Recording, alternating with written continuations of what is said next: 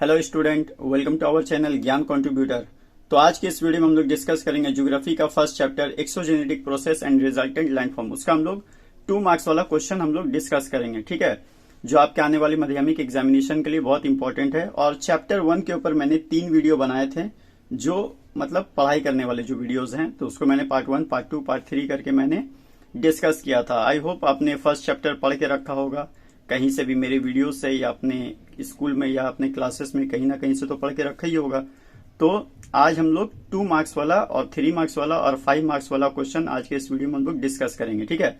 और ये जितने भी क्वेश्चन है ना, इन सारे क्वेश्चन का आंसर आपके बुक्स में ऑलरेडी अवेलेबल है, ठीक है, ऑलरेडी दिया हुआ है, उसमें आप उससे पढ़ सकते हो। यहाँ पर मैं सिर्फ और सिर्फ क्वेश्चन आपके सामने डिस्कस करूंगा और इसमें से बहुत सारा क्वेश्चन ऐसा होगा जो आपका ऑलरेडी पढ़ा हुआ होगा, ठीक है। कुछ क्वेश्चन ऐसे आएंगे जिसे आपने हो सकता है पहली बार आज आप देख रहे हो, तो और कुछ होंगे रेयर क्वेश्चन जिन्हें आप कभी देखे ही ना हो, ठीक है। तो अगर किसी क्वेश्चन का आंसर, बहुत रेयर ऐसा क्वेश्चन होता है जिसका आंसर बुक्स में नहीं मिलता है, तो अगर ऐसा कोई क्वेश्चन यहाँ पर आ जाए और आपको ना मिले तो आप मुझे इंस्टाग्राम पर मैसेज कर सकते हो, ठीक है। मैं अपना इंस्टा आईडी डिस्क्रिप्शन बॉक्स में दे दूंगा, ठीक है।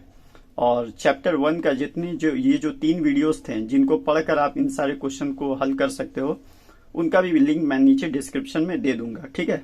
तो आज के इस वीडियो में मैं 2 मार्क्स, 3 मार्क्स और 5 मार्क्स वाला क्वेश्चन ही डिस्कस करूंगा। तो शुरू करते हैं 2 मार्क्स वाला क्वेश्चन से ही, ठीक है। Question number 1, define water divide. Water divide क्या होता है? Question number 2, what do you mean by inselberg, ठीक है। Question number 3, define gradation. Question number 4, what is alluvial cone. Question number 5, what do you mean by piedmont glacier. Piedmont glacier क्या होता है? Question number 6, define transverse dune. Question number 7, what is bergschrund. Question number 8, what is canyon. Question number 9, what is plunge pool. Question number 10, define loess. Question number 11, what is denudation. Denudation क्या होता है? Question number 12, how are the deflation hollows formed. बोल रहा है कि deflation hollows कैसे बनते हैं वो बताना है। Question number 13, what is iceberg. Iceberg क्या होता है? Question number 14, how are the birds foot delta formed. देखिए, बर्ड्स फूट डेल्टा जो होता है वो डेल्टा का एक टाइप है, ठीक है। तो बर्ड्स फूट डेल्टा कैसे बनते हैं वो बताना है। Question number 15, what is catchment area. Question number 16, distinguish between drumlin and roche moutonnee. बोल रहा है ड्रमलिन और रॉकी माउंटेनी के बीच में आपको फर्क बताना है। Question number 17, what is oxbow lake. Question number 18, what is ड्रियान। Question number 19, what is ice cap, ठीक है। Question number 20, what is snow line. Question number 21, what is doab. Doab किसे कहते हैं? Question number 22, name some landforms formed by degradation. बोल रहा है कुछ लैंडफॉर्म्स का नाम बताइए जो डिग्रेडेशन होने के बाद बनता है। यानी डिग्रेडेशन का मतलब होता है जो जमीन का जो ऊंचाई होता है, ठीक है, यानी जो हाइट होता है उसको कम करने को ही डिग्रेडेशन बोलते हैं। और जिससे हाइट इंक्रीज होता है यानी डिक्रीज होने को डिग्रेडेशन बोलते हैं, इंक्रीज होने को एग्रेडेशन बोलते हैं और लेवल पे लाने को ग्रेडेशन बोलते हैं। ये आप लोगों ने पढ़ा होगा। Question number 23, what is kame. Question number 24, what is yardang. Yardang क्या होता है? Question number 25, what is salt weathering. Question number 26, how is playa originated. Playa किस तरह से ओरिजिन होता है? पलाया जो होता है वो किस तरह से बनता है? Question number 27, how is pediment originated. Pediment किस तरह से ओरिजिनेट होता है, इवॉल्व होता है, ठीक है। Question number 28, what is fjord. Fjord किसे कहते हैं, ठीक है। और जब आप मेरे वो 3 वीडियोस देखेंगे, पार्ट 1, पार्ट 2, पार्ट 1 में मैंने वर्क ऑफ रिवर के बारे में बताया है, पार्ट 2 में मैंने वर्क ऑफ ग्लेशियर के बारे में बताया है और पार्ट 3 में मैंने वर्क ऑफ विंड के बारे में बताया है, ठीक है। तो जब आप उन तीनों वीडियोस के बारे में आप पढ़ोगे ना, तो ये सारे क्वेश्चंस आपके लिए इजी हो जाएंगे, okay. Question number 29, distinguish between a bed and valley. बोल रहा है बेड एंड वैली में क्या फर्क होता है? Question number 30, how are hanging valleys formed. Hanging valley किस तरह से बनते हैं? Question number 31, what is pyramidal peak. Pyramidal peak क्या होता है? Question number 32, what is esker. Question number 33, what is drumlin और what is basket of eggs topography. देखिए, इन दोनों का मतलब एक ही है, इसलिए मैंने यहाँ पे और लिखा है, ठीक है। और का मतलब ये क्वेश्चन और ये क्वेश्चन दोनों में कोई फर्क नहीं है, ठीक है। बास्केट ऑफ टोपोग्राफी बोलते ही है ड्रमलिन को, ठीक है। और यहाँ पे पूछ ही रहा है व्हाट इज ड्रमलिन, तो व्हाट इज ड्रमलिन पूछे या ये पूछे what is basket of eggs topography, दोनों का मतलब एक ही है। Question number 34, what is Rocky mountain, ठीक है। Question number 35, what is flood plain, flood plain क्या होता है। Question number 36, what is glacier, glacier क्या होता है। क्वेश्चन नंबर 37, व्हाट इज सर्क, सर्क किसे कहते हैं। Question number 38, what is moraine, moraine क्या होता है। Question number 39, what is hanging valley, hanging valley वहां पे आपने पढ़ा कि कैसे बनते हैं, ठीक है, how hanging valley is formed, लेकिन यहाँ पे आपको बोल रहा है कि हैंगिंग वैली क्या होता है। Question number 40, how are the agents of erosion operated during abrasion. देखिए एब्रेजन जो है वो एक इरोजन का एक प्रोसेस है, ठीक है, तो वो इरोजन का प्रोसेस जो है वो किस तरह से होता है। How are the agents of erosion, erosion के जो एजेंट्स होते हैं वो किस तरह से काम करते हैं एब्रेजन में। तो वो सारे क्वेश्चन थे 2 मार्क्स के लिए। अब हम लोग आते हैं 3 मार्क्स वाले क्वेश्चन, ठीक है। और बहुत सारा आप देखोगे जब मैं क्वेश्चन डिस्कस करूंगा, हो सकता है बहुत सारा क्वेश्चन आपको 2 मार्क्स की जगह 3 मार्क्स में दे दे, 3 मार्क्स की जगह 2 मार्क्स में दे दे, कुछ 3 मार्क्स के ऐसे क्वेश्चन होंगे जो 5 मार्क्स में दे सकते हैं। तो आपको हर तरह के लिए तैयार रहना, हर तरह के क्वेश्चन के लिए, क्योंकि मार्क्स बढ़ जाएंगे तो जाहिर सा बात है अगर 3 मार्क्स वाला क्वेश्चन आप पढ़ के जा रहे हो कि हाँ मुझे 3 मार्क्स में लिख के जाना है, लेकिन हो सकता है वो क्वेश्चन आपको वही क्वेश्चन आए लेकिन 5 मार्क्स के लिए आ जाए, या आपने कोई क्वेश्चन पढ़ा 2 मार्क्स के हिसाब से लेकिन वो अब 3 मार्क्स का आ जाएगा, तो क्या आप नहीं लिखोगे, लिखोगे थोड़ा और डिस्क्राइब करके आप लिख कर आना, ठीक है, खाली छोड़कर मत आना। और हाँ, बेकार का कुछ भी मत लिखना वरना एग्जामिनर के ऊपर बुरा असर पड़ता है, ठीक है। तो 3 मार्क्स वाला क्वेश्चन देखते हैं। Question number 1, why is wind action dominant in desert region. देखिए ये क्वेश्चन बहुत बार आया और बहुत ही इंपॉर्टेंट भी है, ठीक है। और मैं आपको एक बात और बताता चलूं कि यहाँ पे मैं जितने भी क्वेश्चन डिस्कस कर रहा हूँ, ठीक है, ये ईयर वाइज से भी लिए गए हैं और जो आने वाले एग्जाम्स के लिए इंपॉर्टेंट है उससे भी मैंने लिया है, ठीक है। तो बोल रहा है कि विंड एक्शन जो है वो डेजर्ट रीजन में क्यों ज्यादा डोमिनेंट होता है। देखिए डेजर्ट रीजन जो होता है वो रेतीला इलाका होता है, वहां पर पेड़ पौधे नहीं होते, बिल्डिंग्स नहीं होते हैं, ठीक है। तो वहां पर हवा जो होता है, विंड जो होता है वो पूरे अपने एक्शन के साथ चलता है, क्योंकि उसे रोकने वाला कोई नहीं होता है। वहां ना पेड़ है, ना बिल्डिंग्स है, ना फैक्ट्रीज है। डेजर्ट रीजन क्या होता है, वीरान रेतीला इलाका। तो वहां पे हवा जो इतनी तेजी से चलती है, क्यों चलती है, क्योंकि उसे रोकने वाला कोई नहीं होता, ठीक है। तो इसी को आपको डिस्क्राइब करके बताना है, why is wind action dominant in desert region. Question number 2, distinguish between river valley and glaciated valley. River valley and glaciated valley में आपको फर्क बताना है। Question number 3, discuss in brief about 3 processes of river transportational activity. बोल रहा है कि river transportational activity का जो 3 प्रोसेसेस होता है, ठीक है, वो आपको बताना है। और मैं बार बार आपको बताता चलूं कि अगर आपको कोई क्वेश्चन का आंसर नहीं मिलता है तो आप मुझे इंस्टा पे मैसेज कर सकते हो, ठीक है, वहां पे मैं आपको इसका आंसर आपको मैं दे दूंगा। Question number 4, state 3 differences between seif dunes and barkhans. बोल रहा है सीफ ड्यून्स और बरखांस के बीच में 3 आपको फर्क बताना है। इसका एक मतलब ये भी हो सकता है कि ये 3 मार्क्स का क्वेश्चन है इसीलिए 3 पूछा है यहाँ पे, ठीक है। Question number 5, explain why delta is formed at the mouth of a river. Delta जो होता है वो नदी के माउथ पर क्यों बनता है, ठीक है। माउथ मतलब जहां पर रिवर एंड होता है, ठीक है, और सोर्स बोलते हैं जहां से रिवर शुरू होता है, ठीक है। सोर्स मतलब जहां से शुरू हो रहा है रिवर का लाइफ जहां से शुरू होता है, और माउथ का मतलब होता है जहां पर रिवर किसी समुद्र में या किसी ओशन में जाकर मिल जाता है, ठीक है। Question number 6, why are V shaped valleys created in the upper course of river. River का जो अपर कोर्स होता है जहां पे वो इरोजन का काम करता है, वहां पे वी शेप वैली क्यों बनता है। Question number 7, what are the characteristics of exogenetic processes. Exogenetic processes का क्या क्या कैरेक्टरिस्टिक होता है। Question number 8, distinguish between gorge and canyon. Gorge and canyon के बीच में आपको फर्क बताना है। Question number 9, describe the structure of an oxbow lake. Oxbow lake देखने में किस तरह का होता है। Question number 10, describe briefly the exogenetic processes of landform creation. देखिए इसमें आपको बेसिकली बताना है क्या क्या है। इसमें आपको बताना है एग्रेडेशन के बारे में बताना है, डिग्रेडेशन के बारे में आपको बताना है, ठीक है। एग्रेडेशन, डिग्रेडेशन और एक होता है बायोलॉजिकल प्रोसेसेस, यानी इसके वजह से भी तो एक्सोजेनेटिक प्रोसेस लैंडफॉर्म बनते होंगे, ठीक है। बायोलॉजिकल प्रोसेसेस, इरोजन तो इससे भी होता है, ठीक है। बायोलॉजिकल प्रोसेसेस के बारे में भी आपको बताना है, ठीक है। Question number 11, compare and contrast between weathering and erosion.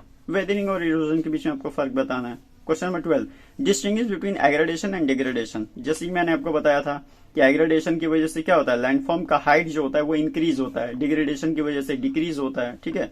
तो इसी तरह से आपको फर्क बताना है। Question number 13, distinguish between abrasion and attrition of wind. Abrasion and attrition of wind के बारे में आपको बताना। Question number 14, what is the inter relationship between degradation, aggradation and gradation. बोल रहा है डिग्रेडेशन, एग्रेडेशन और ग्रेडेशन के बीच में क्या इंटर रिलेशनशिप है। Question number 15, on what factors does the erosive power of rivers depend. बोल रहा है कि नदी जो होता है, ठीक है, रिवर, वो जो इरोजन का काम करती है तो कहीं पर ज्यादा इरोजन करती है, कहीं पर कम इरोजन करती है, ठीक है। तो उसके पीछे फैक्टर्स क्या क्या हैं, मतलब क्या ऐसे फैक्टर्स हैं जो रिवर का इरोजिव पावर उस पर डिपेंड होता है, ठीक है। यानी रिवर कहां पर ज्यादा इरोड कर रहा है, कहां पर कम इरोड कर रहा है, उसके पीछे क्या क्या फैक्टर्स होते हैं, ठीक है। Question number 16, distinguish between zeugen and yardang. Zeugen और यार्डन के बीच में आपको फर्क बताना, बहुत इंपॉर्टेंट क्वेश्चन है ये। Question number 17, on what factors does the transportation capacity of a river depend. बोल रहा है क्या क्या ऐसे फैक्टर्स हैं कि रिवर का जो ट्रांसपोर्टेशन है, मतलब जो रिवर बहता है, ठीक है, ट्रांसपोर्ट जो होता है, उसके पीछे क्या क्या फैक्टर्स हो सकते हैं। Question number 18, distinguish between alluvial cone and alluvial fan. Alluvial cone और एलुवियल फैन में क्या फर्क है। Question number 19, name the processes involved in wind erosion. Wind erosion के पीछे क्या क्या प्रोसेस होता है। Question number 20, distinguish between pediment and outwash plains. Pediment और आउट वॉश प्लेन में क्या फर्क है। Question number 21, distinguish between continental and mountain glaciers, ठीक है, कॉन्टिनेंटल ग्लेशियर और माउंटेन ग्लेशियर में क्या फर्क होता है। Question number 22, explain how waterfalls are formed in glacial hanging valley.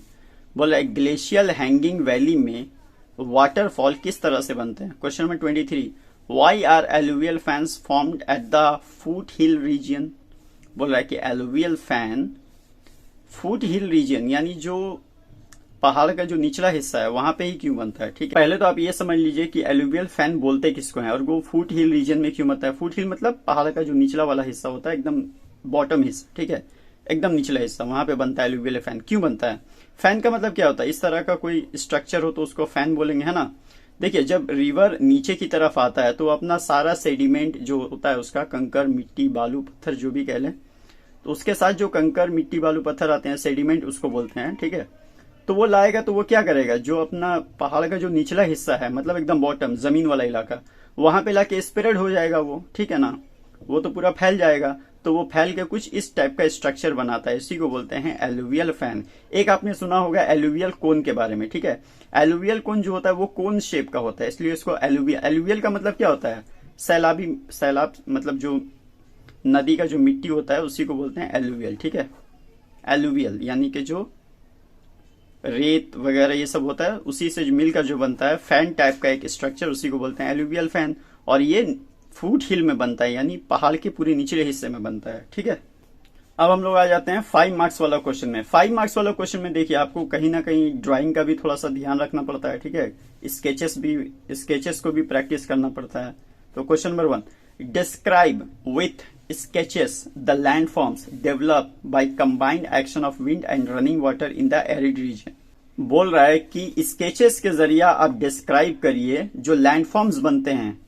अब ये लैंडफॉर्म्स किसके जरिए बनते हैं, तो combined action of wind and running water, यानी विंड और रनिंग वाटर की कंबाइंड एक्शन की वजह से कुछ लैंडफॉर्म्स बनते हैं एरिड रीजन। एरिड रीजन मतलब जो सूखा इलाका होता है, जैसे रेगिस्तानी इलाका, ठीक है, डेजर्टेड एरिया, वहां पे जो बनते हैं विंड और रनिंग वाटर के कंबाइंड एक्शन की वजह से कुछ लैंडफॉर्म्स बनते हैं, ठीक है। यानी विंड भी चल रहा है और रनिंग वाटर भी है, इन दोनों के कंबाइंड एक्शन की वजह से कुछ लैंडफॉर्म्स बनते हैं। कहां बनते हैं, एरिड रीजन में। तो ये आपको अब तक समझ में आएगी होगा मैं किसकी बात कर रहा हूं। मैं बात कर रहा हूं जैसे वादी हो गया, ठीक है, पेडिमेंट हो गया, बजाड़ा हो गया, सॉरी बजाडास, और पलाया हो गया, ठीक है। तो ये 4 लैंडफॉर्म्स को आपको ध्यान में रखना है। इसका आंसर बेसिकली यही है, इन चारों को आपको डिस्क्राइब कर देना है, इसका मतलब यही है। और कुछ विथ स्केचेस, इसका भी ध्यान रखना है, ठीक है, स्केचेस के जरिए आपको बताना है। Question number 2, describe with sketches 3 landforms curved out by glacial erosion. बोल रहा है ग्लेशियल, देखिए ग्लेशियर भी इरोजन का प्रोसेस करती है, तो उसके जरिए जो 3 लैंडफॉर्म्स बनते हैं उसके बारे में आपको बताना है, ठीक है। हर कोई इरोजन का काम करता है, चाहे वो रिवर हो, ग्लेशियर हो या विंड हो, ठीक है, सभी इरोजन का काम करते हैं। कभी कभी जैसे मैंने अभी आपको फर्स्ट क्वेश्चन में बताया कि विंड और रनिंग वाटर दोनों मिलकर भी कुछ लैंडफॉर्म्स बनाते हैं। यहाँ पे बात हो रही है ग्लेशियर की, यानी ग्लेशियर का जो लैंडफॉर्म होता है, इरोजन के जरिए जो लैंडफॉर्म्स बनते हैं, उनमें से किसी 3 लैंडफॉर्म्स को आपको बताना है। Question number 3, describe with sketches the major landforms produced by fluvio glacial deposition.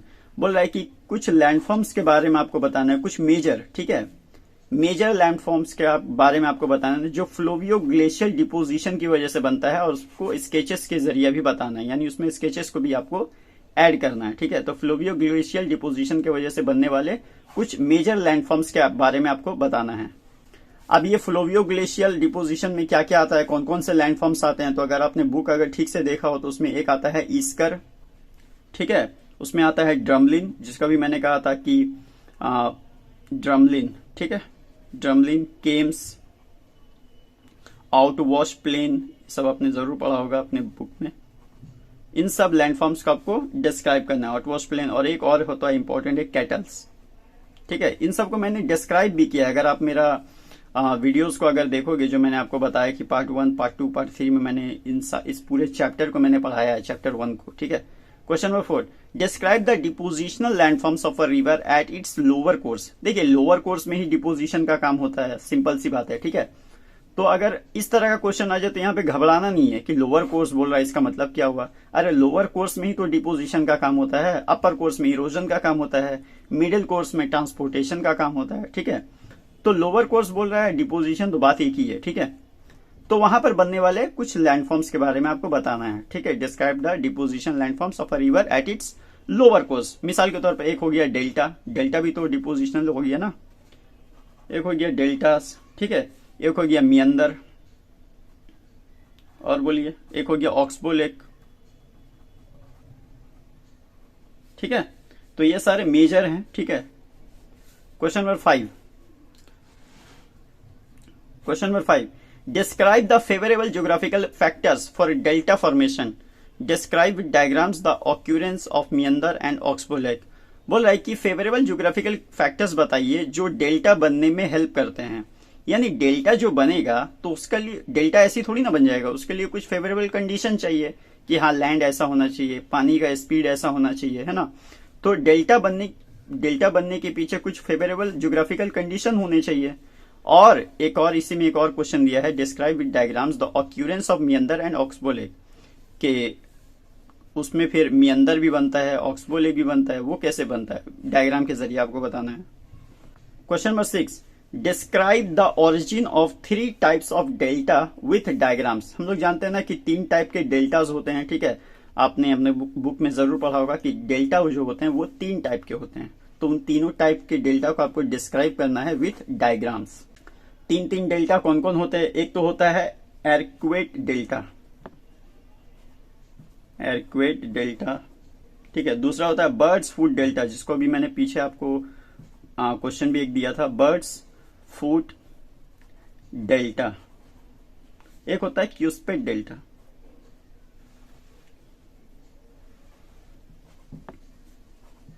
ठीक है, ये 3 टाइप का डेल्टा होता है। इसका ये बताने की ये फॉर्मेशन किस तरह से करता है, इसका ओरिजिन कहां से होता है, विद डायग्राम आपको बताना है। Question number 7, distinguish between glacial valley and river valley. Glacial valley और रिवर वैली के बीच में आपको फर्क बताना है। तो ये था हमारा chapter 1, exogenetic process and resultant landforms का। मैंने यहाँ पर 2 मार्क्स, 3 मार्क्स और 5 मार्क्स वाला ये मैंने क्वेश्चन आपके सामने डिस्कस किया। और सारे क्वेश्चन इंपॉर्टेंट है, इनमें से कुछ आपका अच्छे से पढ़ा हुआ होगा, कुछ पढ़ा हुआ नहीं होगा, कुछ क्वेश्चन ऐसे होंगे जिन्हें आप पहली बार देख रहे होंगे। ठीक है, और उन लोगों पर मुझे हैरानी होती है जो 10-15 दिन पहले ही बुक खोल के देखते हैं, तो उनको तो खैर ऊपर वाला ही बचा है। ठीक है, तो आप लोग ऐसे मत करिएगा, आप लोग, उम्मीद है आप लोग पढ़े लिखे होंगे। ठीक है, आप लोगों ने अच्छी खासी तैयारी आपकी होगी। तो best of luck for your exam and see you in the next video.